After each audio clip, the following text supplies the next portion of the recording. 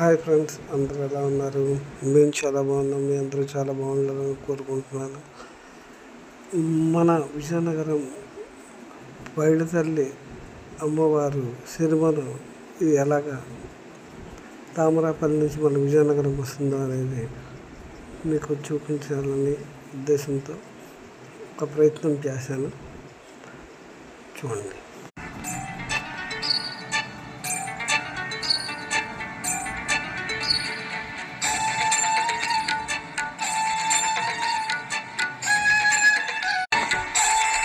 ఉత్తరాంధ్ర కల్పవల్లి విజయనగర పైడితల్లి అమ్మవారి సిరిమానోత్సవ సంబరం అయితే ప్రారంభమైపోయింది.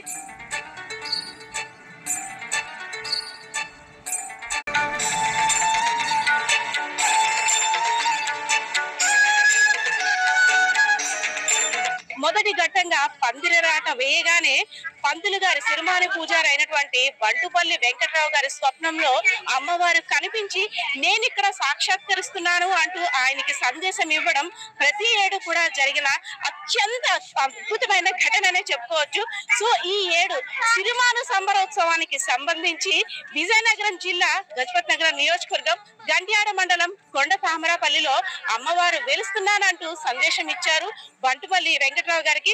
సో ఇక్కడ చల్ల అప్పలనాయుడు వారి కళ్ళాలో వెలిసిన అమ్మవారిని దర్శించుకోవడానికి భక్తులంతా కూడా మనం చూడొచ్చు. పెద్ద ఎత్తున పాల్గొని అమ్మవారికి పసుపు కుంకాలు నైవేద్యాలన్నీ సమర్పించుకొని తమ యొక్క కోరికలు తీర్చే కల్పవల్లిగా విరాజిల్లుతున్న పైడితల్లి అమ్మవారికి భక్తులు ఎలాంటి సేవలు చేస్తున్నారో చూస్తున్నాం. సో స్వప్నం ఏంటి, అసలు స్వప్నంలో అమ్మవారి సందేశం ఇవ్వడం ఏంటి ఈ అద్భుతమైన ఘట్టం వెనకట్లో ఉన్న రహస్యం ఏంటో కూడా మనం తెలిపేందుకు సిరిమాను పూజారి బంటుపల్లి వెంకట్రావు గారు ఉన్నారు, అడిగి తెలుసుకుందాం.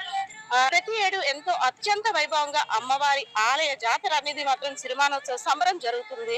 సో అందులో అద్భుతమైన ఘట్టం ఏంటంటే పందిరి రాట వేసిన తర్వాత అమ్మవారు ఇక్కడ నేను ఫలానా ప్లేస్ లో సాక్షాత్కరిస్తారని చెప్పడం అంటే అది ఒక గూస్ బంప్స్ వస్తున్నాయి మాకు కూడా.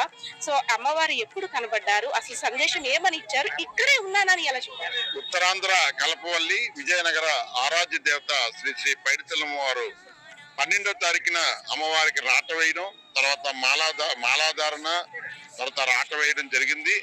స్వప్నంలో అమ్మవారు నిన్ననే ఆవిడ మంగళవారం నాడు మంగళకరమైన రోజు స్వప్నంలో ఆవిడ 1 గంట నుండి నాకు నిద్ర పట్టలేదు.